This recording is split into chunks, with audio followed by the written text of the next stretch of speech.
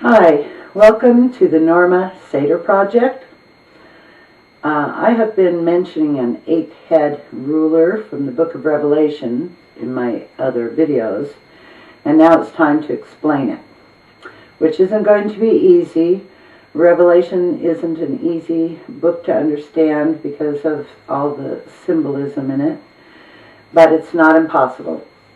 The hard part is for me to condense it down and yet still have it make sense.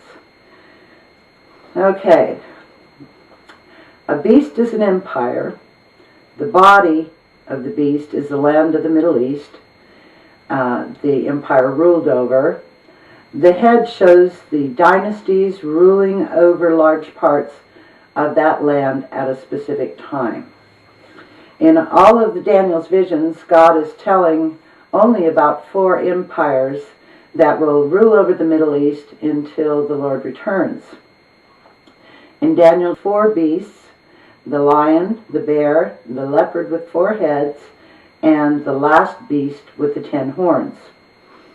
So if we count the heads on these 4 beasts, there are actually 7 heads altogether.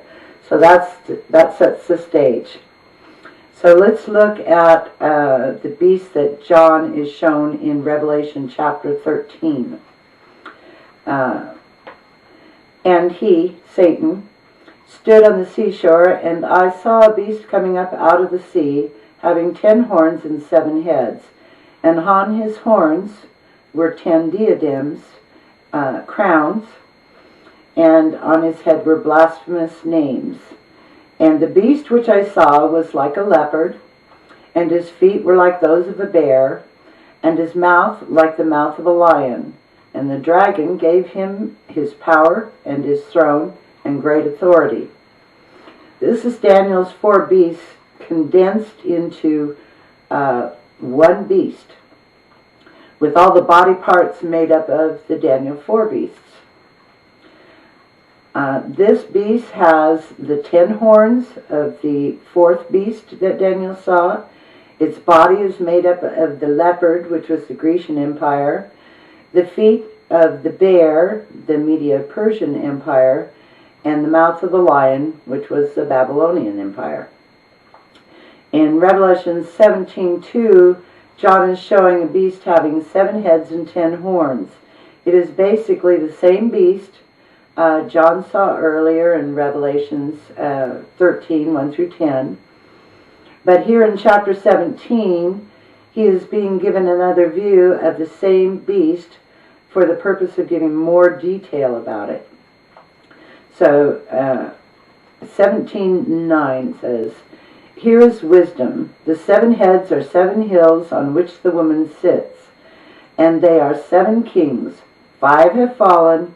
1 is," at the time that John was being given this vision. "The other is about to come, and when it comes, it must remain a little while." Okay, so each head is a hill, which is a kingdom, or what I'll call an empire. All 7 heads were empires that once ruled over portions of the Middle East as an empire. 5 had fallen before John was given this vision, and 1 is at that time, and 1, the 7th, is still to come. So I've made a little visual aid here to help you out, help us out. This is Daniel's 4 beasts, and this is the beast of Revelation 13 and 17. So we have the lion, Babylonian, with 1 head, the bear, Medo-Persia, with 1 head, Greece, the leopard, with 4 heads, because it split into 4 kingdoms, or 4 empires, and then the 4th beast with 10 horns, and little horn comes up, and then it becomes the last empire, or the 8th. That is really one of the 7. So we have this is the beast of Revelation, and it has the body of the leopard, the bear's feet, and the mouth of a lion. The first head is the lion, Babylonian, and it is fallen. The bear, Media Persia, which is fallen. The 4 leopard heads, 3 of which have fallen. Ptolemy's empire, the Seleucid empire, the Grecian, no, it's all Grecian. I forgot. The last one being the Macedonian, and the last one being the Parthian empire. And that's the one that was still active at the time of that John was given this vision. So this is the 6th head. It also fell. The 7th head is the one that will come. This is the 7th kingdom, and its head is slain by war, and yet it is healed and still lives. So it is the Islamic empire that was slain, and a revived Islamic empire when it lives again. Okay. You'll notice this doesn't allow for Rome to be one of the 7 heads on the beast of Revelation. This is because the last of the 4 heads of the leopard beast was still alive. At the same time, Rome was ruling over sections of the Middle East. You can only have 1/6 head. Okay, so Revelation 17:11. And the beast, which was and is not, is himself also an 8th head, and is one of the 7 heads, and goes to destruction. Revelations 13, it was symbolically shown as a head that died by the sword and yet lives again. Since the 7th head represents the 4th beast that Daniel saw, and it was the one with the 10 horns, and this revived empire will also have 10 horns. This means the 7th head is the one that died and yet lives again. Like an 8th empire, but it's merely the 7th coming back into power again. Also in Daniel, God shows a little horn coming up among the 10 horns on the 4th beast, which also represents this beast coming into power for a 2nd time. This beast was crushing and killing before Daniel sees the little horn come up, and then under the rule of the little horn, it begins killing again until the Lord destroys it. So we have actually been shown this revived empire in 3 places. So how was it healed? I believe the 2nd beast of Revelation 13 verses 11-18, when John sees the beast coming up from the earth, also called the false prophet beast, and it creates the image of the 1st beast, and this gives us our answer. In understanding the 2nd beast and the image of the 1st beast that it creates, we can't go back into the Old Testament and find information about that. They are a detail that the Lord is using to teach about the head of the 1st beast that was slain and yet lives again. This 2nd beast isn't symbolism for a man. It's a beast, which means it's an empire. An empire is made up of many nations or countries under one ruler or one rule. This one appears to be good, but speaks as Satan would have it do.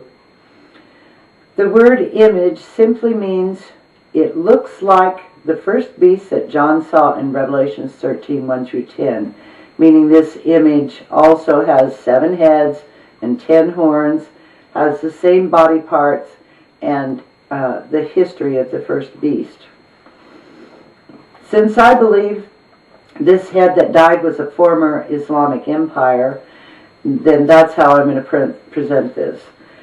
The 2nd beast has the power to cause the people or nations of the world to create the image of the 1st beast, and it also breathes life into it so that it might speak. While studying the history of the Ottoman Empire, which was the Caliphate ruling over the Islamic Empire at that time, and its fall at the end of World War I slowly began to understand how the world might have begun building this image of the first beast. The lands of the Middle East were being divided by certain European countries. Needless to say, oil had been discovered there.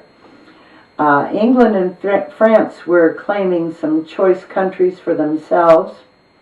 The United States didn't think this was right and brought the League of Nations into the mix. It was finally decided that the lands of the Middle East would belong to the people of the Middle East.